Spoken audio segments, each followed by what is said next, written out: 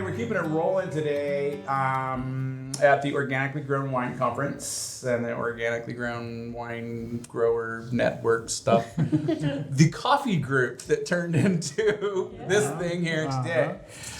We are here today much in part to this gentleman who I've known for, I figured it out the other day, almost 20 years. Sounds about right. Almost 20 years. You guys are both old? Yeah, something like that. And Dan wanted to make sure that we were here for Edible Portland, and Amy sent us the email, and Dan followed up, and then Drew, and and here we are. Yeah. Sharing a story, spreading a story. Mm-hmm. I like it. And cool stuff. Wonderful story coming out on these two wonderful people and all the cool things in the spring issue, 1 year anniversary, which is kind of cool because there's Art+Science with Dan and Kim, and some of Kim's artwork is in there and all the stuff. And there's a Johan story in there. So we're just going to get it all. I like it. All the things going. Go deep, as deep as you need to. Yeah, just keep it all in. Keep it in the family, keep it in the community. And here we are talking organics. We're talking, yes, organic, we've grown grapes, but we've got the sheep out there, we've got the stuff, and talking about the ecosystems and why. And as Drew Herman said a little while ago, trying to make an organic cooler than not cool. Let's just get in there and spread the word on. What? It's not cool? I mean, I don't know. You know it is in my world. So, how did the whole thing go? Let's introduce. I said Dan and Kim. Oh, I'm sorry. I missed it. Sorry. Jump in here, man. For those of you who don't know, this is a very important person in the I'm just gonna go agricultural Don't get used world. to that. Yeah. Well, one of the ways I would like to start is that, and of course we're going to go to Art+Science, but I was reading Luke Wild's article about Cider and did not realize that you did. I am so sorry. Obviously, I just need to go home for a while. We're talking too much stuff. And tasting me. But anyway, Probably. Johan Vineyards and what the work you did there to bring that back from ground that had not been handled well. Yeah. Johan was a project. Mm-hmm. Yeah, it was. Starting from the beginning. Essentially having a label that nobody had heard of. I got there, had one vintage and bottle that they made 250 cases of. On my job interview, I tasted that wine and I said, man, I can't do any worse than that. Damn. Goodness.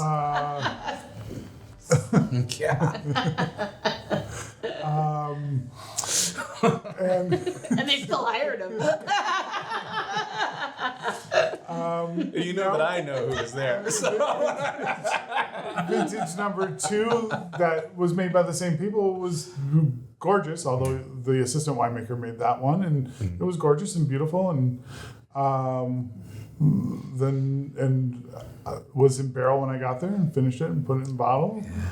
And then 2007 was my first vintage top to bottom, and that was the start of the organic conversion. My first day was May 1st, 2007, and I showed up and they were spraying Roundup, and I was like, oh. WTF. The whole reason why I answered, basically I got the job because I answered a want ad in Wine Business Monthly, and it asked for an organic farmer. And it says organic farmers, and I was like, that may spray a little herb. Yeah, let me throw a little Roundup on there. That's what I've been doing. So I can do that. And I showed up and they were spraying Roundup. I'm like, okay, first step, we're going to stop doing that. Number 1. And we just worked there on to converting it to organic and biodynamic, and working on getting certifications and being certified.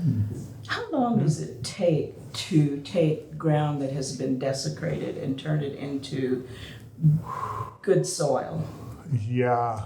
We've been kind of testing that so on our farm. yeah. It's gonna say. Yeah. Right. So the legalities for it is they say 3 years, but in that time when they were spraying the vineyard, the previous owner of Johann had it set up around their beautiful old oak trees. I don't know if anybody's been to Johann, they know they have these beautiful oak trees all over the property.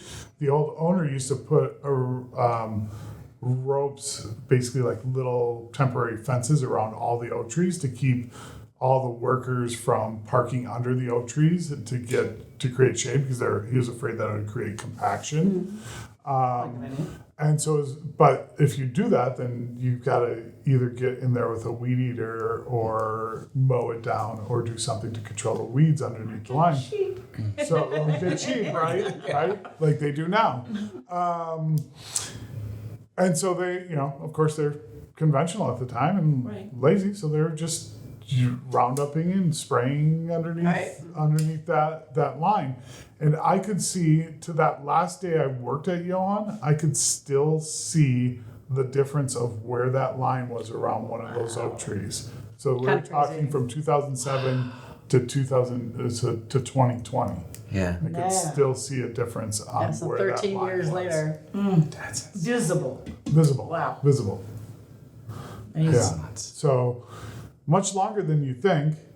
Yeah. Well, it changes what grows there too, right? Yeah. So maybe absolutely. instead of like the understory being, I don't know, just leaf litter and dirt, was it more mossy or what was it? It was mossy. It was the main difference you could see is in the springtime. It was a shorter grass. It was more moss under that spot. okay. And then it was mostly a color difference. In the Crazy like a lion, like that's cool. Yeah.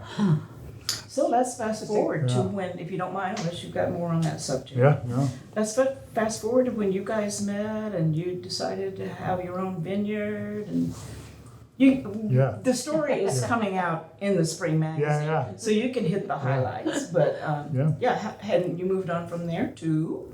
Yeah. So when I was at Johann, I was allowed to make my own wine. It was, times were tough from time to time at Johann. And Especially in the economic, downturn. crunch And, and getting compensated properly didn't happen all the time. Right. So one of the compensations I was given was that I was allowed to make my own wine at Johann. So in 2011, I was told I could, instead of giving a raise, I could make my own wine. There you go. So me I and Kim, kind of didn't really want to, but so me and Kim made 'em. talked about it. You did. And the kiddo's what, 3 years old about this time? oh no, he was not baby, even, baby. Yeah, Baby, baby, because okay. Our first 2000, he was vintage born was, in 2011, March of 2011, and our first vintage was October of 2011 or September of 2011. Okay. it's his legacy wine. That's Yeah. pretty much what Dan wanted to do. Yeah, right. And you found the property, right? I lived next door, okay. so so I always loved that piece of property. And so when we found out the man had passed away, and of course I'm slightly a stalker about real estate and other things, but I stalked Dan a little too. But so I'm good at it. And so I stalk apples, I do all sorts of stuff. But I called the owner, I just wrote him a letter and asked if I could buy it. And there's history. Yep. Yeah. And then it was not livable, so we had to do a bunch of work on it. But it's great now. Yep. It is. It's so cool. Much more livable. Yep. But- And then we eventually, once we got the house situated and moved in, we converted an old horse barn into our now winery. Yep. We've been dumping money in ever since. Yeah. Winery and cidery. Everything's out there Winery, together. Yep. Yeah, everything's Yes, that's what's impressive is that you're blending some interesting things. Yeah, we do a lot of co-fermenting. And I love it. I mean, that thing you got out there today is magical, but I'm thinking back to the quince stuff. I mean, it's just, I love the really there's so much character about each one of the bottles, because bringing the collabs together, or just the straight grapes, or just the straight not grape stuffs, but each one of them has such a caricature in its own essence, which I just think it's pretty cool. The fun part about fermenting things is just the variety of things that you can ferment. Yeah. And it's a little bit dangerous when you have a fermenter in the house, and you kind of want to just do a lot of experiments, but then every single one of those experiments needs a label and bottles. And That's it. becomes a little bit of a challenge. Speaking of labels, that's where the art part of Art and Science. That's true. There's the art. That's what I do. And so can you tell us a little bit about your art? I'm a cut paper artist, so I make an original piece of art for every label because I don't know how to graphic design mostly. So I make a real piece of art, and so every color is like a new layer of paper, and I paint it and then layer it, and then take a little teeny tacks and nail it down to plywood. So all the little dots on the labels represent the nails in the original art. So that's kind of where that connects in. Yeah, so it's kind of fun. I used to be more of a mixed media person. Sure. So when I transitioned into paper, I just needed to hold that shit down, So Yeah. I just used nails. That was what I was used to. Glue was not strong enough. For those of you who may not have seen Kim's art, it has a distinctive feel about it. You want to talk about your style and how you choose your subject? It's kind of graphic-y. It's funny, when I have like an art show and people don't know what it is from a distance because it's very like graphic looking, and then they get up and they're like, "What?" And they're trying to figure out how it works, and people often touch it because their hand just migrates to things that have texture, But yeah, it's kind of graphic. I mean, we do all sorts of things like. There's 2 labels now with uteruses. And we have one of our new ones has a pair of underwear on it. It's called Lacey's Underpair. Yeah. It's really cute. I'm excited about it. The one there's the one we're pouring today has an anatomical heart on it. Actually, our very first wine also had an anatomical heart. So that was fun. The TTB did not love it back then. Yeah.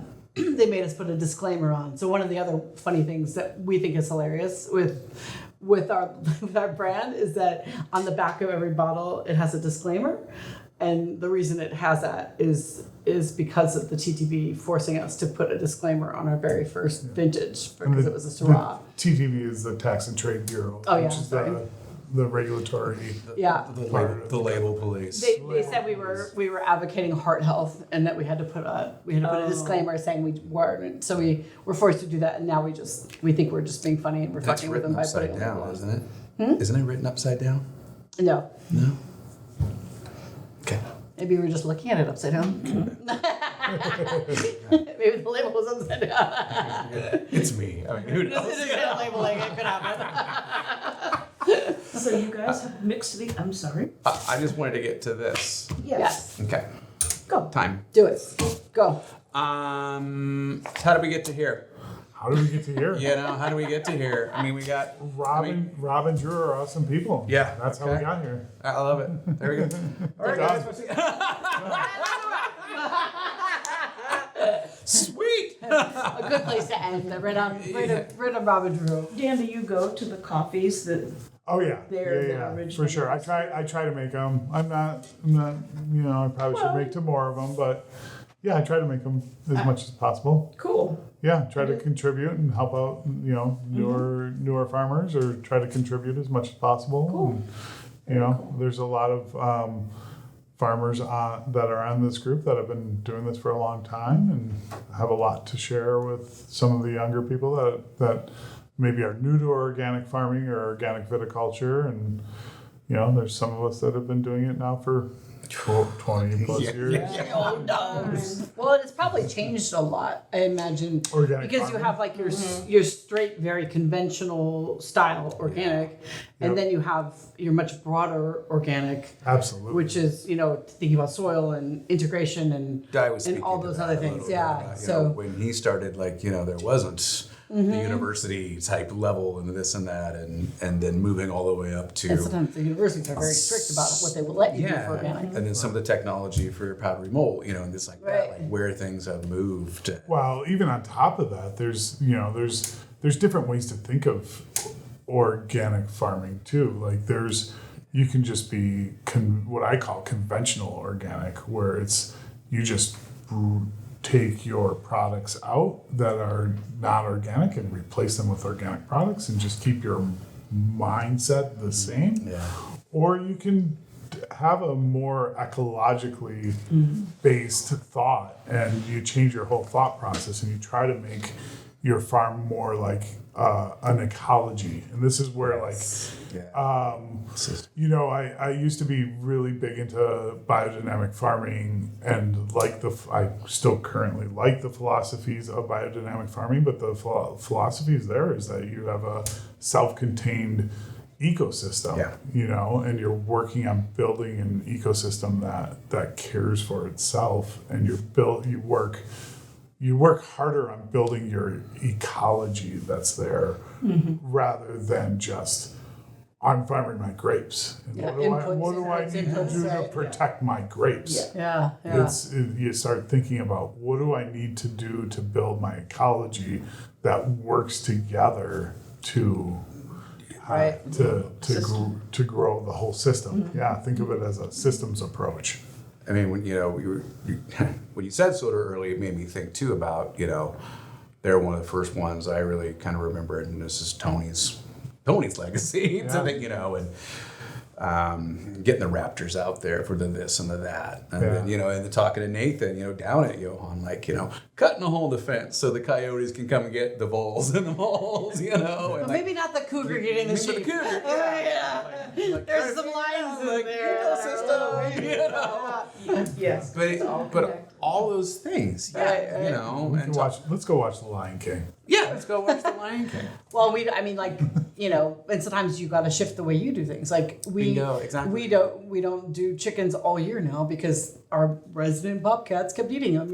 So now we switched to just pasture chickens in the summer when we don't have as much pressure. Spring and summer. Yeah, spring and summer. They're there now, but they're not out yet. They're just little baby. But they, but and then we'll put them out, but there's not as much pressure because there's a lot more baby animals, and squirrels all come out of hibernation. In the winter, there's everything's dormant, so those animals are a lot more hungry. Yeah.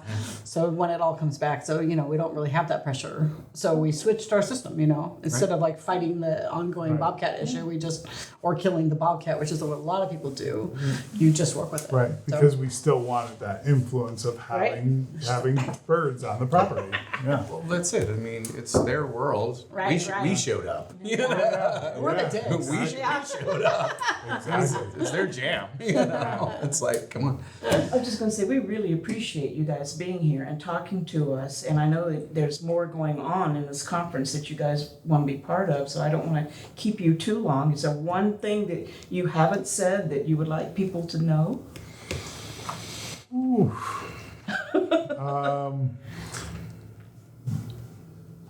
I got one. Go.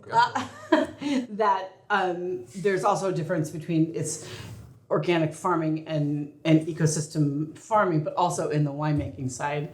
So part of Dan's philosophy is not just the vineyard, but it's the cellar. So it kind of jumped over to that too. So it's both things. So, and not, you're not going to dump, if you don't want to dump a lot of stuff in, you can dump a lot of stuff into winemaking just like you can into farming. Mm-hmm. So it's also letting those things be more natural as well. So it's with low inputs or no inputs sometimes. Yeah. So.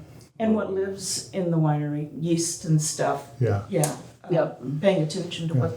Well, I do think of all my barrels as their own ecosystems. Yes. Which is true. They're all living ecosystems. Absolutely. Sometimes for the worse, you got to get rid of them. I've seen some cellars, boo. I've seen some cellars. Things can go dark. Those make great bird baths, people. I'm just saying. Yeah.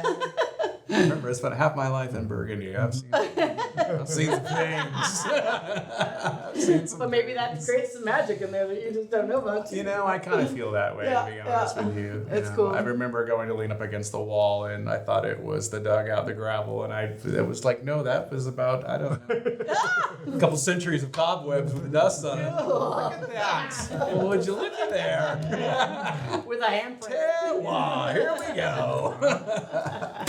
Oh man, this is cool. Well, it's a full day of stuff. Yeah, this is kind of exciting. And I know that, we're going to come out and see you guys Oh, with absolutely. a camera and a stuff. Whoa, and we're going to come see you guys. And then Wait we're till gonna, the gardens are blooming. It's pretty. well, summertime we'll come out to Yeah. the shows or whatever. Yeah, that would be super and, fun. And Dean can bring the camera or not, but just come hang out and do the stuff because... hey, we love you and always love the stuff, and we've known each other forever. And the work that you do, and just how cool and awesome and rad humans that you are. They're too nice. And it's just, I don't know, doing the good stuff and having fun. It's like, Who doesn't like to listen to good music and That's right. have a drink? So if people are looking for when the music's going to happen, or they want to come and visit the winery website, address. Yeah. yeah, artandsciencenw.com art Okay. and science and or Insta, but yeah. yeah. Thank you. Yeah, thanks you guys. Ken and Dan and Deb and Dean. Alrighty, guys, we're gonna keep on rolling on today. Any of you that are followers and readers and all that, you'll see these guys at the pages, Yeah. and you guys upcoming. seeing all Coming that, soon. and yeah, thank you. Thank you for all that you guys do. It's so awesome. Thank you. Thank you for coming on. You guys are fun. Thank you. Sweet. So is this your YouTube channel? Yeah, YouTube guys are channel. cool.